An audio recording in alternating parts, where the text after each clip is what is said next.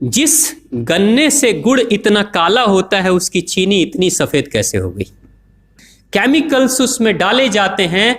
और मैं एक चीनी मिल के अधिकारी जो मैनेजर है, मैं उनकी बात आपको बता रहा हूं। उन्होंने कहा कि मुझे लगभग 12 साल हो गए चीनी मिल में काम करते हुए, और जब से मैंने काम करना शुरू कर दिया चीनी मिल में, तभी से मैंने घर में चीनी लाना ही बंद कर दिया। मैं तब से अपने बच्चों को चीनी खिलाता ही नहीं हूं, जबकि नौकरी से सैलरी वहीं से मिलती है, मगर चीनी नहीं। मैंने कहा कि आखिर कौन सी घटना घटी जिसके कारण से आपने ऐसा किया? तो उन्होंने बताया एक छोटी सी घटना कि चीनी मिल में जो ये पानी निकलता है ना, चीनी के बनने के बाद उस प्रोसेसिंग में जो पानी निकलता है, उस पानी में वो सारा केमिकल भी मिक्स रहता है, और उस पानी को चीनी मिल वाले लोग अक्सर एक टंकी में जमा करके रखते हैं। ये सभी चीनी मिल वालों के पास में होता है, आप भी कभी जाएंगे तो आपको भी पता चलेगा। वो टंकी में वो पानी रखा जाता है, लेकिन रोज रोज प्रोसेसिंग हो रहा है, रोज चीनी बन रही है, रोज बहुत सारा पानी आ रहा है, तो आखिर कब तक? एक टंकी की क्षमता है ना, कितने दिनों तक वो टंकी खाली रहेगी? भर जाती है, भरेगी तो फिर क्या करेंगे? खाली करना है। तो क्या किया था चीनी मिल के लोगों ने? सोचा कि छोड़ो ना, अब कहां जाएंगे उसको फेंकने के लिए कहीं दूर, क्योंकि अब उतनी बड़ी टंकी जिसमें हजारों गैलन पानी है, उसके लिए ट्रांसपोर्ट में कितना खर्च आएगा, तो बेहतर होगा रात के अंधेरे में कहीं खेत में डाल देते हैं। क्योंकि जनरली फैक्ट्रियां तो होती हैं ऐसे ही बिराने में, तो कहीं डाल देते किसी खेत में, क्या पता चलेगा पानी है कि चीनी मिल का पानी है, क्या है। तो ये सोचकर मैनेजमेंट वाले लोगों ने रात में ही उस पानी को खेतों में छुड़वा दिया, और नतीजा ये हुआ कि उस खेत की सारी फसल जल गई, मिट्टी बंजर हो गई। और जब किसान पता करने लगा कि आखिर क्या हुआ मेरे खेत में, जब चेकअप कराया वो मिट्टी का, तो पता चला कि इसमें तो चीनी मिल का जो वेस्ट मटेरियल है वो डाला गया है। तब उसको खबर मिली कि हाँ, किसी स्टाफ ने बताया कि हाँ, हमारे चीनी मिल से ही पानी डाला गया था आपके खेत में, और पूरी मिट्टी बंजर हो गई।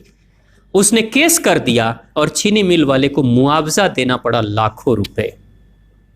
तभी से वो स्टाफ कहते हैं कि जो मिट्टी को बंजर कर दे वो इंसान के शरीर में जाए तो क्या करेगी। उसी के बाद से मैंने अपने घर में चीनी लाना बंद कर दिया। और सच्चाई है, लगभग अगर आप देखेंगे तो अंग्रेजों के आने के समय अंग्रेज पहला चीनी मिल इन्होंने भारत में ही लगाया था। पहला चीनी मिल भारत में ही अंग्रेजों का लगा, और अंग्रेजों ने चीनी की शुरुआत की। भारत के लोग गुड़ खाते थे, चीनी नहीं खाते थे, उन्होंने बहिष्कार किया, बिल्कुल नहीं। लेकिन चीनी और चाय पत्ती दोनों के लिए लोगों को तैयार किया गया था। चाय पिला पिला कर फ्री में चीनी के लिए तैयार किया गया, और चाय के लिए भी तैयार किया गया। अंग्रेज ने जब से ये शुरू किया है, और पिछले 50 वर्षों से हमारे समाज में चीनी खाने का प्रचलन बहुत तेजी से बढ़ा है, और उसी समय से भारत के लोगों के बच्चों के शरीर में कैल्शियम की कमी होनी शुरू हो गई है।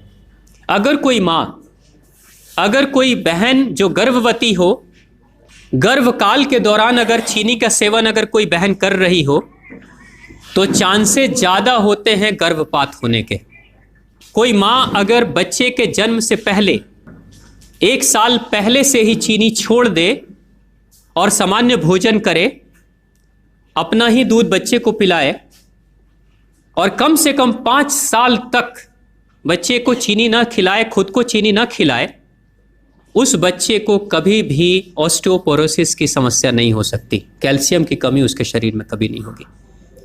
चीनी जब जाती है आपके शरीर में, तो बाहर जब निकलती है तो अकेले नहीं निकलती, कैल्शियम लेकर निकलती है। चीनी कैल्शियम लेकर निकलती है, हड्डियों को गलाकर निकलती है। और जिसके शरीर में कैल्शियम की कमी हो जाती है, उसके शरीर में मैग्नीशियम, पोटेशियम, आयरन सबकी कमी हो जाती है। कैल्शियम वो तत्व है कि जिसके शरीर में कम हो जाए, सारे तत्व कम हो जाएंगे, और कैल्शियम की कीमत पे चीनी हम खाते हैं। भारत, पाकिस्तान, बांग्लादेश, नेपाल, ऐसे कुछ देशों के अलावा दुनिया के बहुत सारे ऐसे राष्ट्र हैं जहां चीनी का इस्तेमाल ही नहीं होता। आज भी चीनी खाते नहीं, बहुत सारे देश नहीं खाते बिल्कुल। आप गुड़ खाया करिए, वो ज्यादा बेहतर है, चीनी को छोड़िए।